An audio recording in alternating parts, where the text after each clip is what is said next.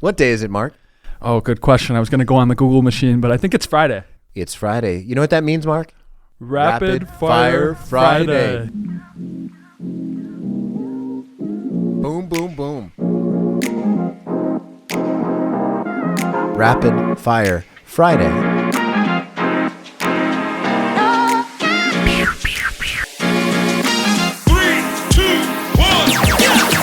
Rapid Fire Friday. I got an email question, All right. and this one's from Keith Fowler. And it's a follow-up to one of his previous ones where we talked about the Order Salutis. The order of salvation, for those of you who don't know Latin. I learned Latin last time when we recorded. Did you learn it all? From you. That's good. Yeah. You know Latin now, Mark. No, I know. Yeah, I know Latin. All right, I'm an great. expert. Excellent. Okay, good. I hardly know English, guys. And, That's not but I true. can sing. No, Ask you can't. about me. Nope. All right, go ahead. What did Keith Fowler say? Hi, guys. I have a follow-up question on the order of salvation. What about the order of understanding for all the other doctrines? Many new Christians don't understand other doctrines right away, like the Trinity or spiritual gifts or the likes. Is there an appropriate progression or an order of understanding a new Christian should learn and understand? How should the church prioritize teaching those things? Can they be ordered 1 to 10, being 1 being the most important, 10 being not as important? Thanks. Sent from my Verizon Samsung Galaxy smartphone.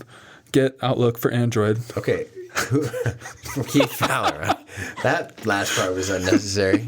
Sorry, Keith. Yeah, that's a good question. I love my job. Yeah, I'm glad you do. Now, is there what about a new Christian to learn and understand? That's discipleship right there. Right. That's discipleship. And so it's an astute question to ask, okay, what doctrine? When he says doctrines, he means teaching. It's just another word for teaching. What teaching is most, or what truth is most important, right? And so that's a really important question. Yeah. We've touched on this before. There are ways that Christians can, there's some doctrines or teachings that people need to agree on to be a Christian. There's some doctrines or teaching that people need to agree on to be at the same church. And there are some doctrines that honest Christians can disagree on. Like major and minor doctrine. Yeah. And so I think there's a lot of debate as far as what's most important, but I would break it down into 3 different categories. Okay. First, what are those things that are most necessary for salvation, right? So you need to know who Jesus is. You need to believe in the Trinity. You need to understand what the atonement accomplished. Right. You need to understand what the gospel is, like everything associated with the Godhead, with Jesus, with his work, all those things, and how to become saved. Those things are first-level doctrines. That's what's necessary for salvation. Yeah. And I understand sometimes people can maybe even put faith in Christ and yet not believe Jesus was not understand all the intricacies of the Trinity.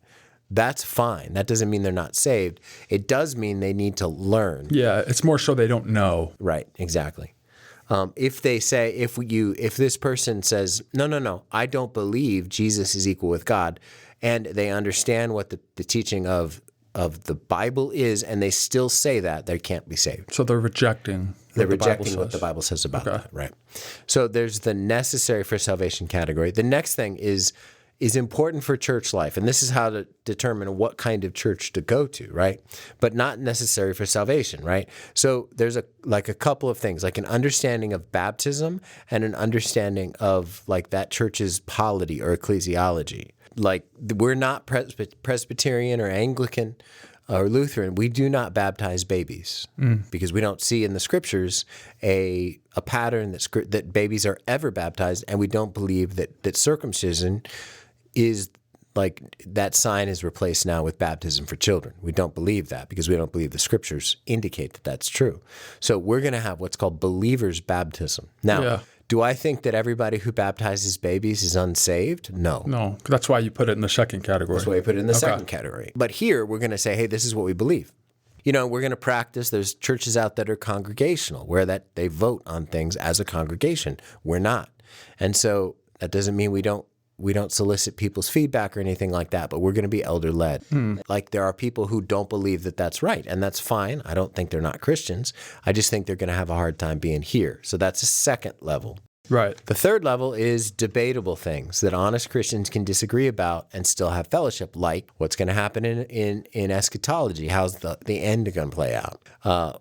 Head coverings for women. I'm just going through a bunch. Was it 6-day literal creation is another one. A bunch of different issues like that. And there's a ton of different things that people can get real passionate about that are secondary. Types of worship, music, tertiary, contemporary, or worship music. What is more respectful? What isn't? Yeah. Right? There's high church. There's low church. There's all kinds of preferences when it comes to church, right? Yeah. And so some people like creeds. Other people think they're stuffy. Some people like all kinds of other things. And so like those are all debatable issues that honest Christians can disagree with and yet not lose their salvation. So those are the levels. Okay. Necessary for salvation, important for church life, that specific church, their local church, and then debatable issues. Okay. Yeah. I got a couple follow-ups to that. Yeah. This at its core seems like a category of discipleship. Yeah. How do we as a church shepherd the hearts of new believers? That's kind of like the essence of it. He's asking for like practical order or advice on how to do that. Now, I would say, and maybe you would disagree, but the first category is probably the most important thing. Yeah. But the order within that. Like on Bridge, when we do Bridge courses, we don't talk about 6-day literal creation, right? Right. We don't talk about eschatology. We talk about the gospel. We talk about how to believe, how to be saved, right? Exactly. And so when we have a new believer, what we want to do is we have classes that can teach them the basics. Yeah. We have what we preach on Sunday is going to be putting them into the scriptures. We want them to be connected to other Christians so that they can have help understanding how to grow, right? Right. And so like that's small group, that's Bible studies, that's those kinds of contexts, and those happen in all other places. And there's also like just the organic kind of discipleship that should happen. Like if everything in our church is supposed to be formal, where we have a ministry to do X, Y, and Z, will be a failure. Yeah. We all need to take responsibility. And, if we're a mature Christian, we should be on the lookout for other people that are less mature to try to disciple. Yeah. And if we're and also be looking for people that are more mature to try to disciple us. And so like that's just the process. That's a thing that we need to be just having as a regular feature in our lives. And discipleship doesn't always have to be in a class. It doesn't have to be in a classroom setting. It can be in the by and by kind of conversations. It can be over time. There's no huge big rush. Yeah. Speaking as someone who's been a new believer in 2 churches, I experienced the blessing of discipleship in multiple forms. Right. Both more church organized and also just one-on-one, more informal from you and from other pastors. And that was a blessing. And it sometimes can maybe feel a little bit awkward to get that started. If you're the mature believer pursuing a young Christian, they might not understand the value. But I can promise you, if you're a new believer and you're listening to this, you'll be very happy because your understanding will increase, and through that understanding increase, and your faith will increase as well. Yeah. Like I'm never one of those people that thinks that the more you learn, the more Christianity becomes true and the more you bear fruit. Yeah, for sure. Well, I mean, this is what we're doing on the podcast, right? Right. It's discipleship if people listen. Yeah, right? and you're discipling me live on air. The reason that we're doing it at Center Church for Center Church is because we care about Center Church. Mm-hmm. Like if anyone else listens, great. But we're doing this for our church so that people can understand. We're discipling. We're helping people understand what's important, what's secondary, what's tertiary, and we'll if people have other questions, we can go from there.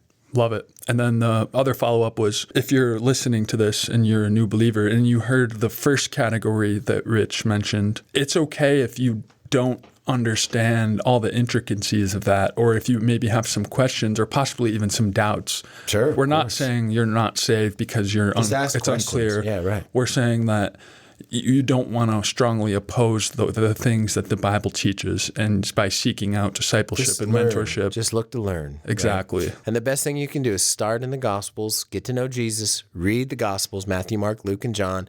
It's going to seem repetitive, but that's how you get to know Jesus. Right. Love it. Thanks for the question, Keith. We appreciate it. And I'm glad you got Verizon. No judgment here, Keith. I got an email question. All right. And this one is from Clint Richardson. Hey, Mark, Rich, and Heather. Big fan of the show, longtime listener, first-time emailer. So, hey, I just want to celebrate that he sent his first email ever. Thank you, Clint. That's what he's saying. That's not what he said? I don't think It's not open for interpretation? It's just open for common sense Like he just signed up for a Gmail account? It's common sense interpretation, Mark. Okay. Right. I was going to say. Yeah, okay. All right. What do we got here? 1 Samuel 15:17. And Samuel said, "Though you are little in your own eyes, are you not head of the tribes of Israel? The Lord anointed you king over Israel." It goes on to say that he was sent on a mission. This is speaking of Saul, by the way. And why did he let things live that should not live? My question is this.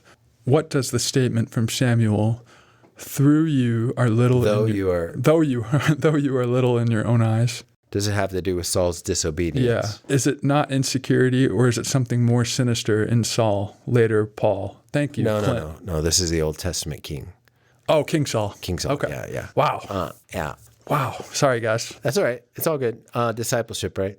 And so Saul is anointed king by Samuel. He's a first king. The fact that he was anointed king was it was an indictment on the people. They wanted to be like the nations around them. They didn't want to follow the Lord. They wanted to follow a king. Yeah.